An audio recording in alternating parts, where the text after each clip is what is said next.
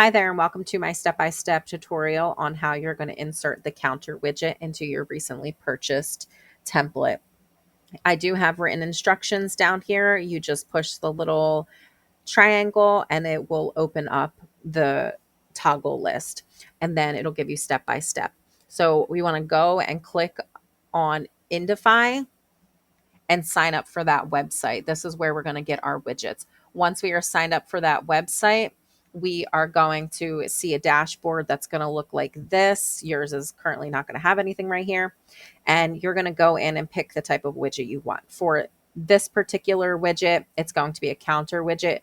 You're going to create the widget. You're going to type in a title and you're going to hit continue. Once you hit continue, it is going to bring you to the widget that you are creating, and you can go in and put in the counter title,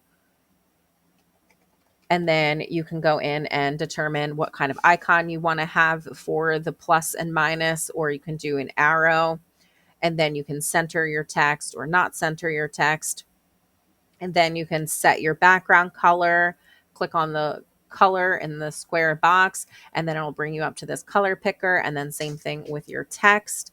So then you can go in and choose if you want your button style to be light or dark. Then you can click on the color that is in this box and choose from the color picker whatever color you want your background color to be. And then same thing with your text color. The button style is usually light or dark. And then you have the option to show a hover menu. And the next step is we're going to take this little link down here. It says copy link. You can either click this button that is a clipboard and it will copy into your computer.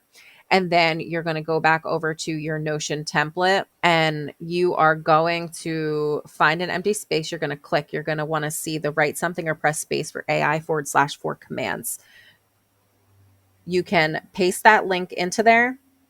And once you do that, it's going to ask you, do you want to paste it as a mention, a bookmark, an embed, or a URL? We want to link it and paste it as an embed. Once we embed that link, this is where our tracker is. And then we can go and fit it to whatever size. If we need to move it around, we just click on these little 6 dots and we can move it to where we need to move it. And then that is how we enter in our counter widget in the Notion template that you just created. Thank you for following this step-by-step guide. I hope that it was helpful. If you have any questions, please feel free to reach out to me. I'd be happy to help. Thank you. Bye.